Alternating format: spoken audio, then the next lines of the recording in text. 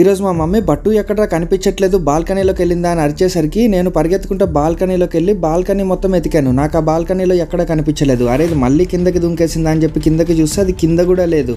ఒరే బాబు ఇది ఎక్కడ పోయిందిరా అని చెప్పి మళ్ళీ అట్లా ఎత్తుక్కుంటా ఇంట్లోకి వెళ్తే అది నా మంచం మీద హాయిగా పడుకుంటుంది.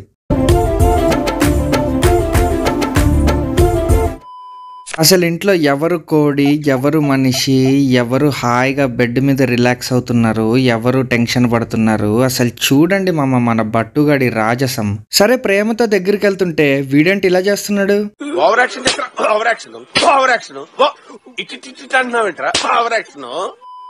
అయితే కొంతసేపు అయ్యాక ఇంకా మన బట్టుగాడి ఫేవరెట్ అయిన బాదం పప్పునైతే వాడికి పెడుతున్నాను అనమాట. అయితే వీడికి ఇట్లా ఫుల్ బాదం ఇచ్చేసిన దాన్ని కింద పడేసి ఇరక్కొట్టుకొని చిన్న చిన్న ముక్కలుగా చేసుకొని తింటాడు. అదిగోండి చూడండి, ఇప్పుడు ఆ బాదంని చిన్న చిన్నగా ఇరక్కొట్టి తినేస్తాడు. అదిగోండి కొడుతున్నాడు.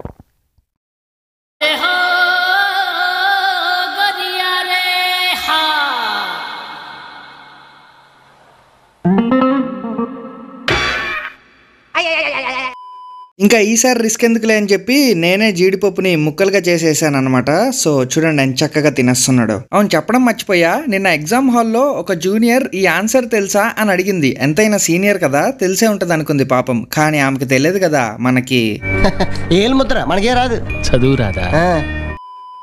హాబీలో జాయిన్ అవ్వడానికి సింపుల్ గా సబ్స్క్రైబ్ కొట్టి పెట్టుకోండి. నేను మీ రఘురామ్ రాజా.